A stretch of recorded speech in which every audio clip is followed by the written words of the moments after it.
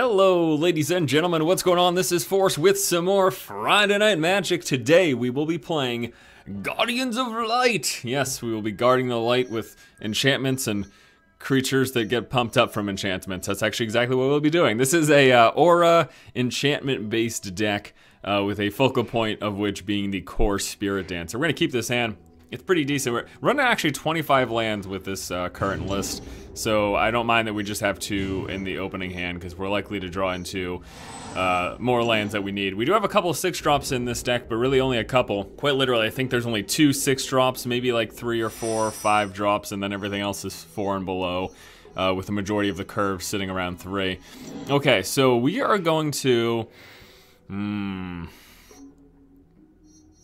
I'm going to take a chance. Hopefully he doesn't have a burn for next turn, but we're going to open up with a core Spirit Dancer. Now next turn, if we can enchant it, we're going to start laying the smack down very early. So core Spirit Dancer gets +2/+2 for each aura attached to it. Whenever you cast an aura spell, you may draw a card. Does he have burn for it?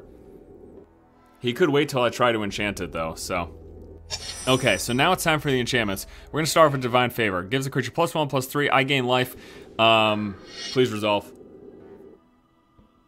Yes. Draw a card. Oh, it's a land card. Perfect, because we haven't played a land for the turn. So this is kind of crazy, but look at this. All right, well, first of all, I'm going to attack for 3.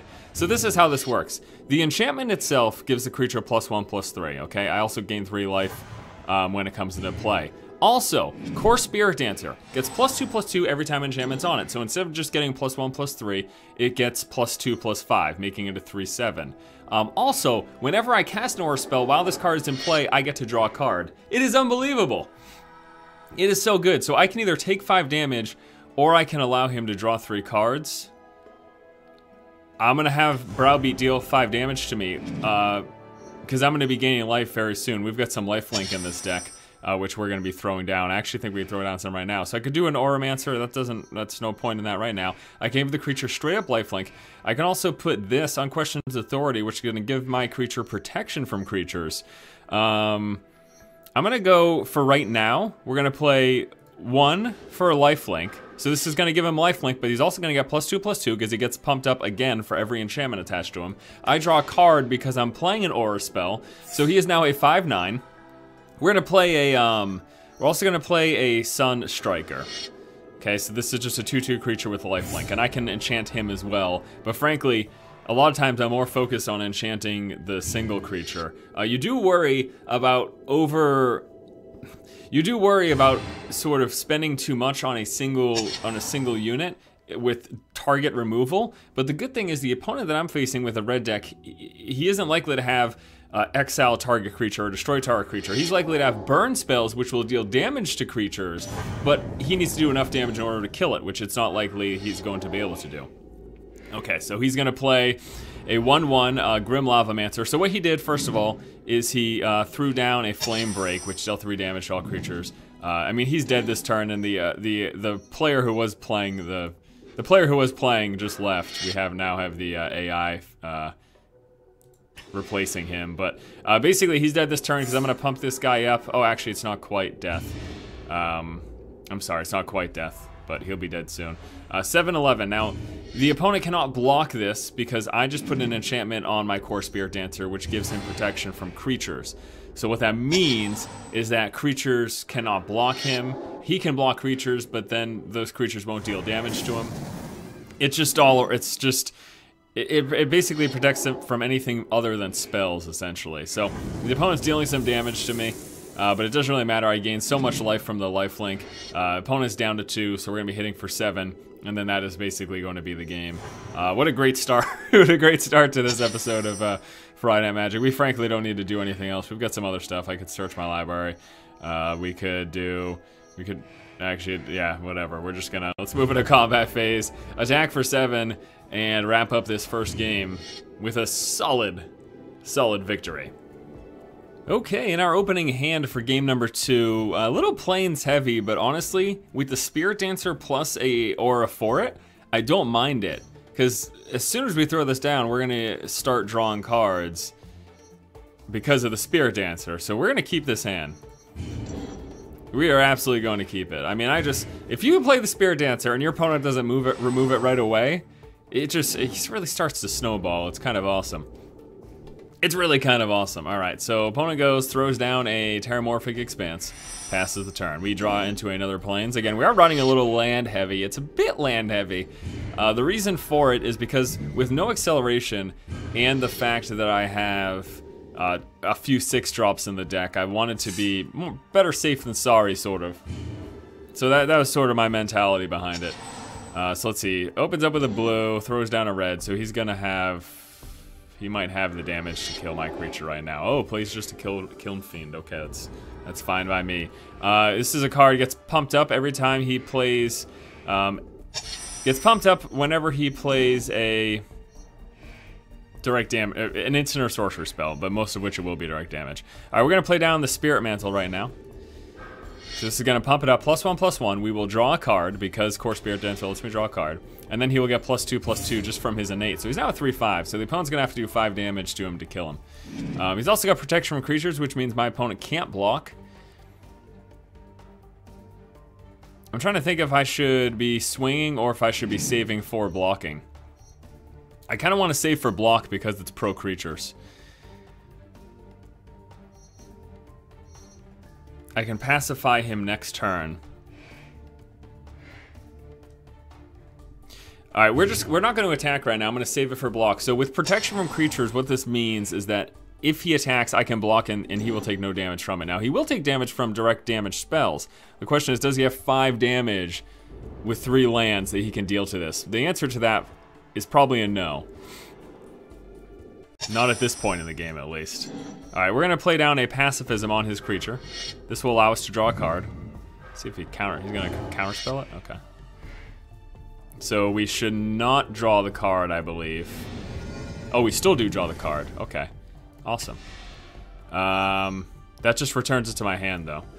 So we're just going to play it again. And we're just going to draw another card. Okay? Thanks for that. So what that did is Pacifism makes it so that his creature can now no longer attack or block. Because it's an aura, we get the draw card off of it, and again, we got the draw card twice because he remanded, which is a counterspell, but it's a counterspell that returns a card to my hand. So I get to play it again, and again, get the advantage of that double card draw. Get 2 of these in our hands, the Totem Guide Heart Beast. It's a 2/5. When it comes to play, we search our library for an aura card, reveal it, and then put it into our hand, and then shuffle our library. So this lets us look through our library for any certain aura that we might want, and then it goes into our hand. So we could play that next turn. If I get an aura spell to just play, though, I will play that instead. Okay, we got another Core Spirit Dancer, so we're just gonna throw down the Totem Beast. It's 2/5. All right, it's gonna let us search through for an aura card. So there's tons of aura cards to choose from. We could do protection from creatures. We could go with the +4/+4, which is really good. We could go with the Armored Ascension. That's really, really good too. Running out of time.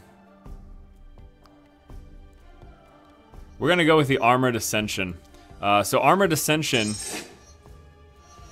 is gonna give a creature +1/+1 for each planes that I control, plus it will have flying. So when I play that on my Core Spirit Dancer, she is going to be huge. She's gonna get +1/+1 for each planes. She's gonna have flying. She's gonna get +2/+2 from having another aura on her. And she has protection from creatures, so my opponent won't be able to block. Now, the real danger at this point is, can she bounce him back to my hand, or her, whatever. Can she bounce this card back to my hand, or does she have 5 direct damage to deal to it? If she has either one of, if my opponent has either one of those 2 things, then my Core Spirit Dancer is gone. Now, luckily, I've got the backup Core Spirit Dancer, and next turn I will have 6 lands, so I could play the new Core Spirit Dancer and Armored Ascension it right away. So either way, I should be getting a huge one of those next turn. The other concern, of course, is if my opponent, with a blue-red deck, we've already seen counterspells, my opponent might have a counterspell to play. So if I try to play this when he's got full mana, it just might get countered.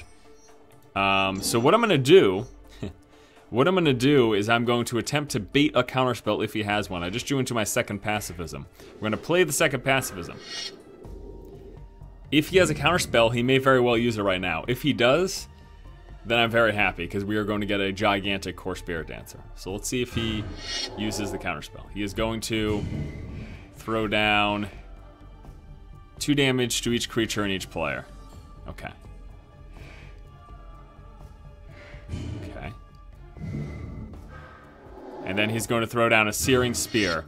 So he's going to kill my core Spirit Dancer right here. And there's unfortunately nothing I can do about it.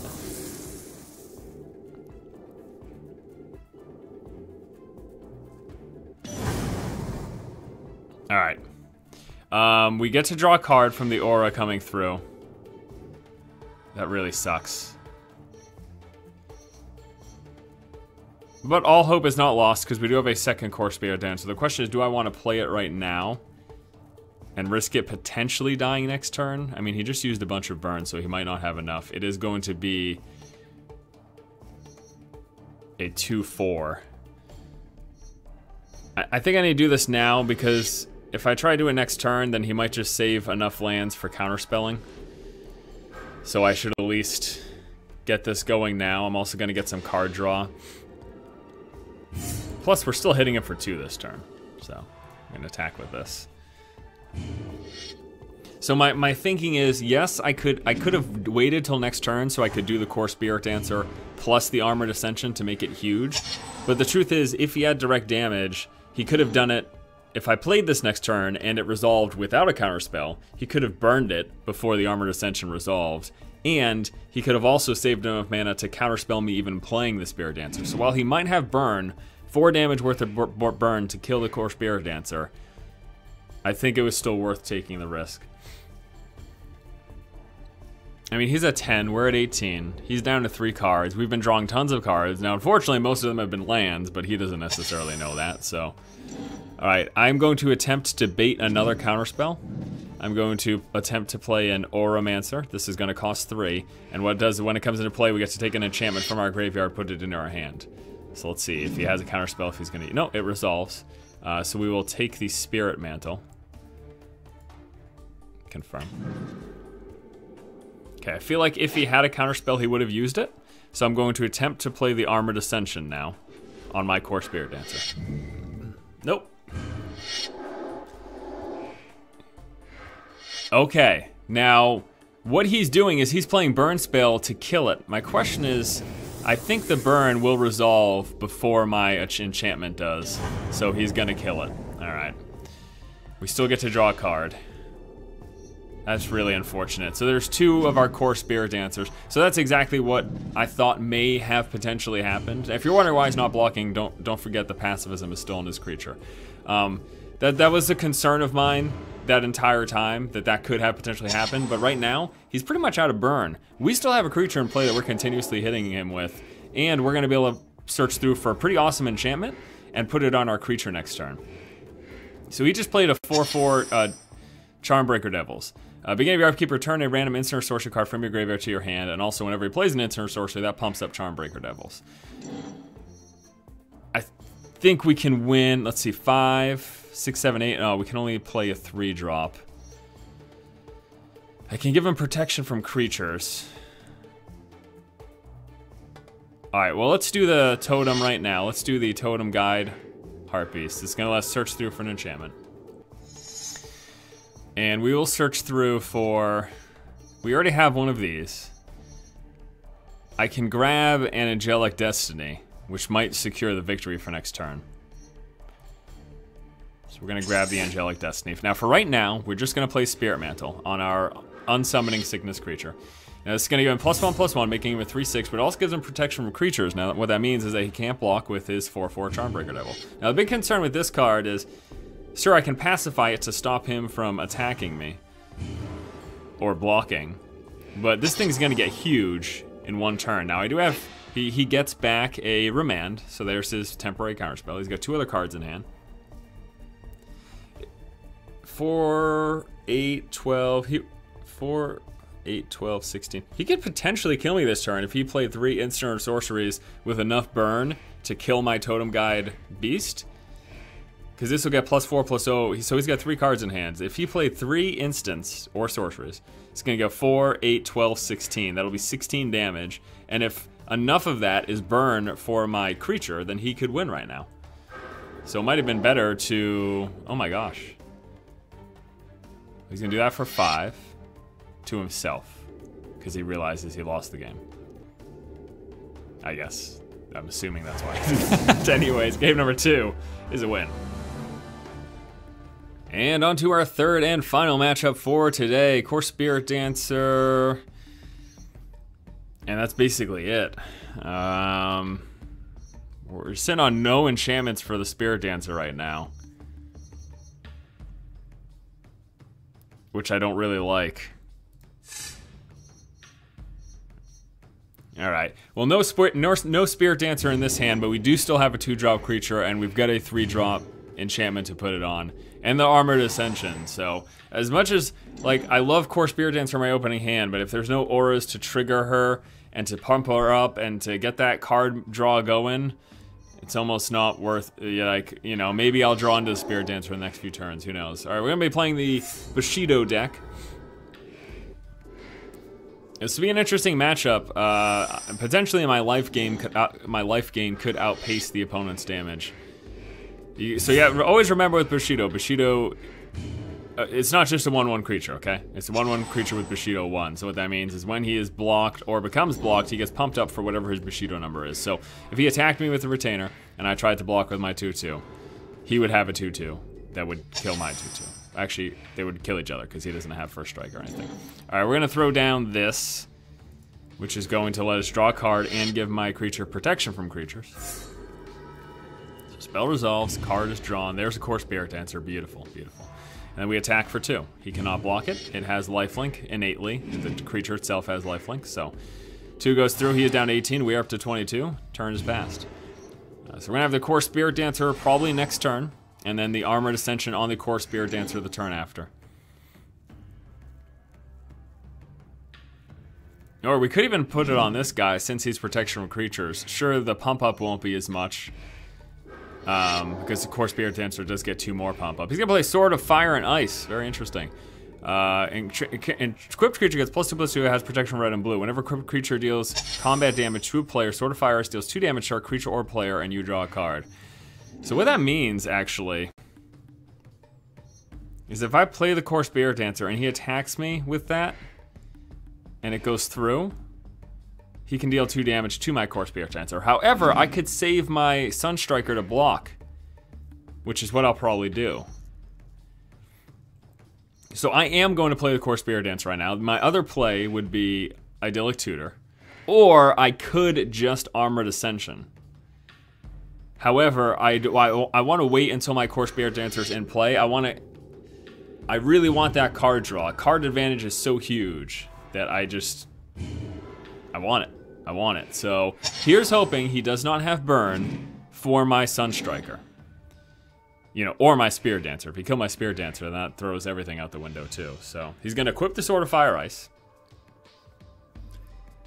I don't know if he realizes though that with my creature having protection from creatures, he's not gonna get that damage through. So yes, his creature does have +2/+2. It is bigger than my 2/2, however, my 2/2 can safely block and take no damage. And his sword only triggers when that creature deals damage to me. Has to deal damage to the player. So here's combat phase. Combat phase happens. Combat phase passes. He decides to do nothing with the creature. Fair enough. Alright. Here we go. Attempt to play Armored Ascension on Core Spirit Dancer. Aura starts to come into play. We draw a card. We say yes. 7/9 flying. Well, I will hit him with the 7/9 flying. I am going to save this guy still to block.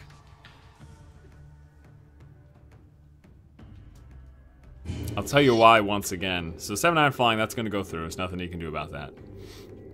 Unless he, like, had a path to exile or something. So if I attack with this creature, he attacks me safely with this next turn. The Sword of Fire Ice triggers, and then he uses the extra damage to kill this creature. Now, the damage would not be coming from the creature, but from the enchantment on the creature, which means the Sunstriker would die. So he's going to attempt to attack with, what did he play? Okay, so we're gonna block with this. We gain 2 life. Our creature lives. Nothing happens. Turn is passed. There you go.